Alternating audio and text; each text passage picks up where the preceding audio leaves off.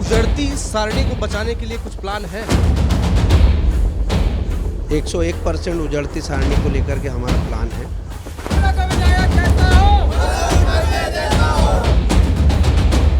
और एक एक बूथ पर स्वयं मैंने जाकर के काम किया और एक एक बूथ पर संगठन को बनाया है। अगर आप जीतते हैं, सरकार भी मध्य प्रदेश में बनती कांग्रेस की, तो क्या भारतीय जनता पार्टी के प्रत्याशी योगेश पंडाग्रे के खिलाफ पूरी तरह से आरोप लगाने चाहिए? एक जो कैंडिडेट निर्दलीय मैदान में खड़े थे, जिनके कारण पिछली बार कहा जा सकता कि हार का सामना करना पड़ा, वो भी अब साथ आ गए। क्या लग रहा है? वो व्यापार करने आमला में आया है, क्षेत्र की जनता को ठगने के लिए आया हुआ, और इसका हिसाब किताब क्षेत्र की जनता अपने वोटों से देगी।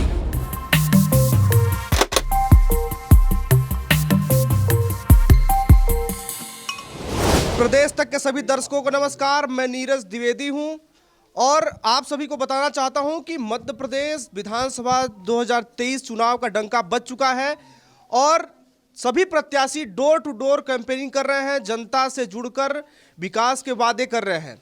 ऐसे में मध्य प्रदेश की एक ऐसी सीट जो लंबे काफ़ी समय तक कांग्रेस की वो सीट पेंडिंग में रही, कयास लगाए जा रहे थे कि इनको मिलेगा उनको मिलेगा, लेकिन कांग्रेस पार्टी शीर्ष नेतृत्व ने एक बार फिर मनोज मालवीय पर दाव लगाया है। पिछले बार का मुकाबला योगेश पंडाग्रे मनोज मालवीय में था, इस बार का भी मुकाबला भारतीय जनता पार्टी से योगेश पंडाग्रे और मनोज मालवीय बीच में होने जा रहा है। कैसी तैयारी है सर? जनता के बीच अभी आप खड़े हैं, क्या कुछ यहाँ पर रहा? देखिए, ये परंपरागत वैसे भी ये गांव हमेशा कांग्रेस पार्टी के सहयोग में रहा है, और तैयारी को लेकर अगर बात की जाए तो मैं पिछला चुनाव लड़ने के बाद भले हार मुझे मिली, लेकिन मैंने जनता के बीच अपना लगातार संवाद बनाए रखा। उनके सुख में, दुख में, शादी ब्याह कोई भी आयोजन हो, मेरी लगातार सक्रियता इस क्षेत्र में बनी रही है, और वो सक्रियता की वजह से ही आज संपूर्ण क्षेत्र में जनता का भरपूर मुझे आशीर्वाद प्राप्त हो रहा है, जनता का भरपूर मुझे सहयोग प्राप्त हो रहा है, और जनता के आशीर्वाद सहयोग के बदौलत ही इस बार कांग्रेस पार्टी यहाँ से जीतने जा रही है और भारतीय जनता पार्टी का सुपड़ा साफ होने जा रहा है।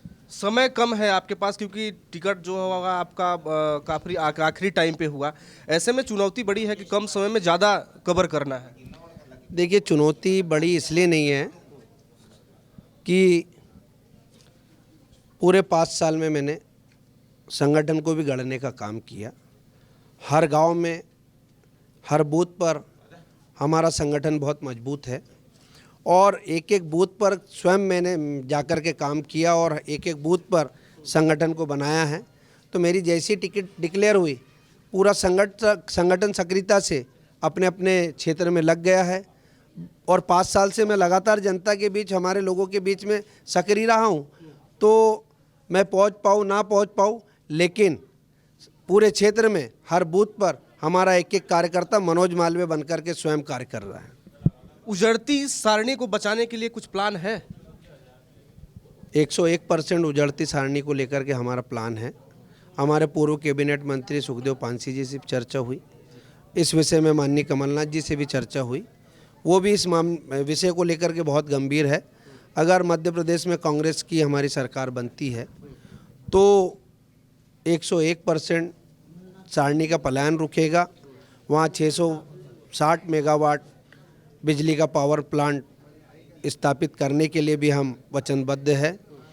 आमला क्षेत्र में भी जो पिछले विधानसभा चुनाव में बीजेपी के गृह मंत्री ने आकर के घोषणा करके गए थे कि 300 एकड़ रिक्त भूमि पर वो रेल कोच फैक्ट्री खोलेंगे, पूरे 5 साल हो गए, वो भूमि जस की तस पड़ी हुई है।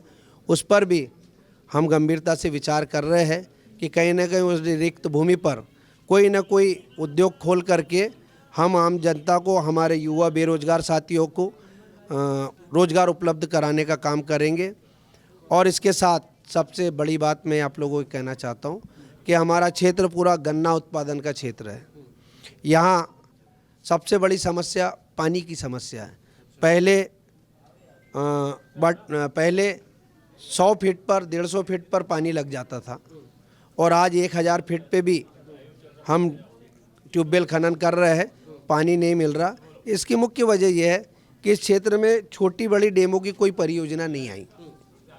भाई जहाँ जहाँ जैसे जैसे छोटे डैम बन जाए, बड़े डैम बन जाए, वाटर लेवल बढ़ता है, नहर बनती है, तो उसमें रिचार्ज भी होते हैं ट्यूबवेल और उसका फ़ायदा मिलता है।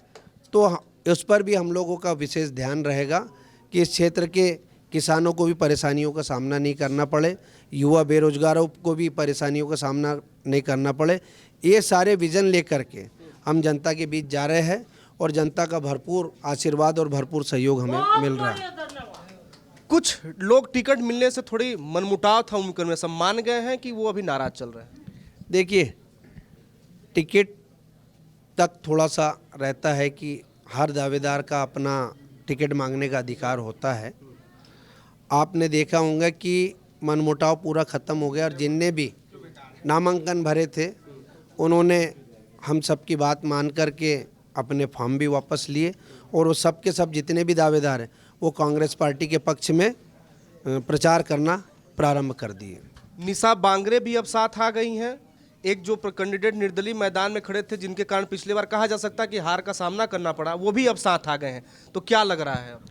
देखो, राकेश बारंगे, अपना राकेश महाले, जो पिछले बार गोंडवाना से चुनाव लड़ा था, इस बार जैस से लड़ रहे थे, उन्होंने भी मेरे पक्ष में, मेरे समर्थन में अपना फॉर्म विड्रा किया, तो वो भी आज हमारे साथ हैं। रही बात निशा बांगरे जी की, वो छोटी बहन है मेरी और उन्होंने कांग्रेस पार्टी कमलनाथ जी के सम्मुख ज्वाइन कर ली है।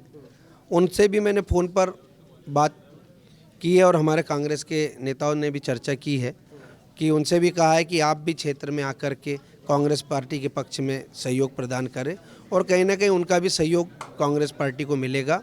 और इस बार कांग्रेस पार्टी पूरी एकजुट होकर के मैदान में है और यही एकजुटता के कारण इस बार आमला विधानसभा क्षेत्र में कांग्रेस पार्टी का परचम लहराने जा रहा है।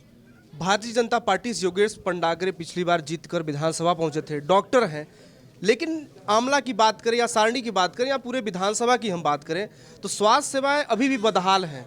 आप क्या सोचते हैं, उस पर क्या करने वाले हैं? देखो, ये हमारे क्षेत्र के लिए बड़ी विडंबना है। जो स्वयं डॉक्टर है उन्होंने अपने हॉस्पिटल को बढ़ाने का काम किया, सारी सुविधाएं अपने हॉस्पिटल में लगाई, खुद के हॉस्पिटल को आयुष्मान कार्ड योजना से जोड़ लिया और उस योजना के अंतर्गत करोड़ों रुपए कमाने का काम भी डॉक्टर योगेश पंडागरे द्वारा किया।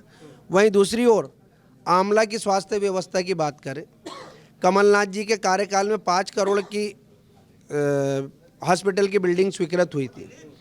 वो बिल्डिंग तो बन गई, लेकिन डॉक्टर योगेश पंडागरे द्वारा उस बिल्डिंग का फीता काटा, लेकिन उस बिल्डिंग के अंदर ना डॉक्टर है, ना नर्स है, ना स्टाफ है और छोटा सा भी एक्सीडेंट होता है तो तत्काल वहाँ हॉस्पिटल में पहुँचाने के बाद तुरंत बैतूल रिफ़र कर देते, तुरंत नागपुर रिफ़र कर देते, मतलब वहाँ भर्ती भी नहीं रखे जाते पेशेंटों को।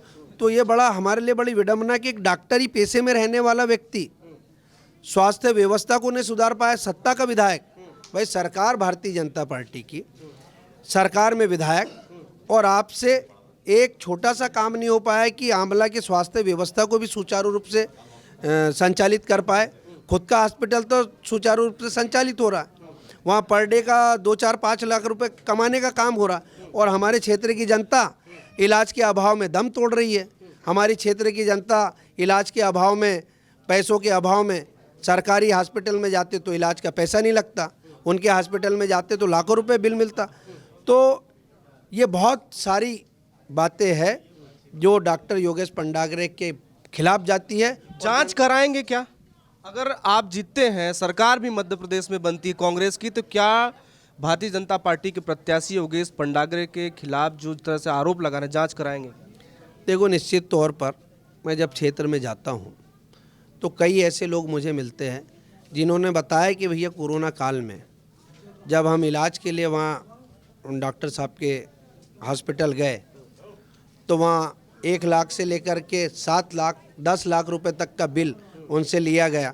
कई परिजनों के रिश्तेदार मृत्यु लोक पधार गए और जब वो डेड बॉडी मांगने गए तो उन्होंने बिल का पर्चा थमा दिया और पहले कहा कि सबसे पहले आप इनका बिल पेड करिए तब मैं यहाँ से अपनी बॉडी दूंगा।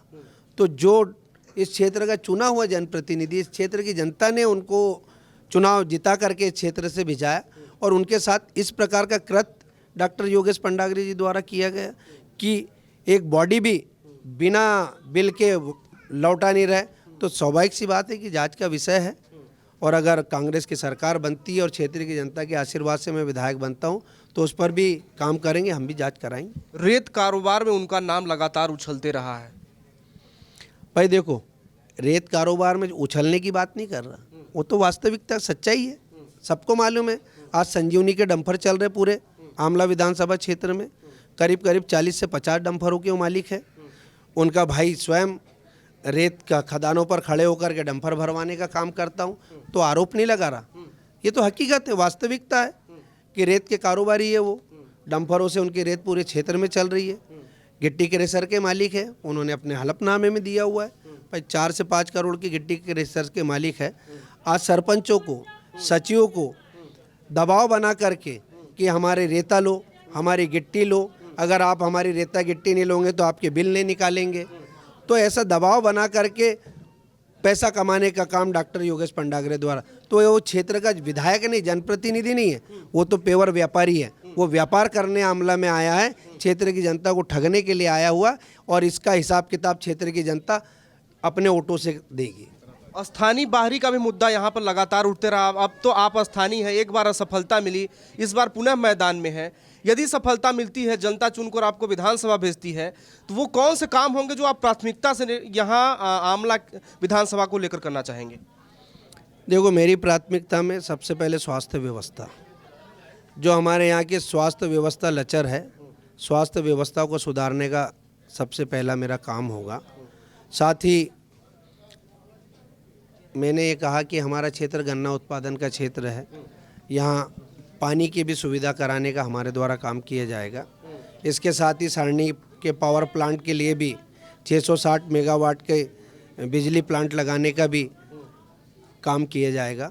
साथ ही जो हमारे 300 एकड़ रेलवे की रिक्त भूमि पड़ी हुई है, वो सेंट्रल की है, लेकिन फिर भी हम हमारे माध्यम से सेंट्रल से वो भूमि लीज पर लेकर के किसी न किसी उद्योग को यहाँ लाने का काम करेंगे, ताकि युवा बेरोजगारों को भी रोजगार के साधन उपलब्ध हो, हमारी स्वास्थ्य व्यवस्था चुस्त दुरुस्त हो, ताकि हमें बैतूल रिफ़र नहीं करना पड़े, हमारे लोगों को नागपुर तक नहीं जाना पड़े, इलाज आमला में मिल जाए, सुलभ इलाज मिल जाए, सस्ता इलाज मिल जाए, इसके लिए मेरी प्राथमिकता रहेगी।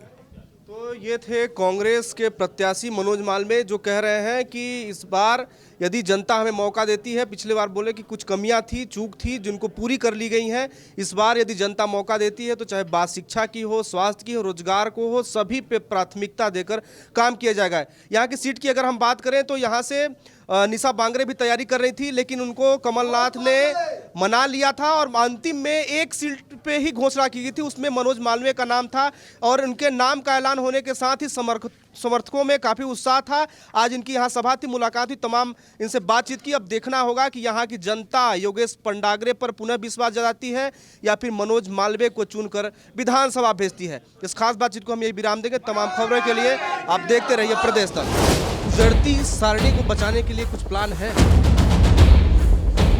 101% उजड़ती सारणी को लेकर के हमारा प्लान है।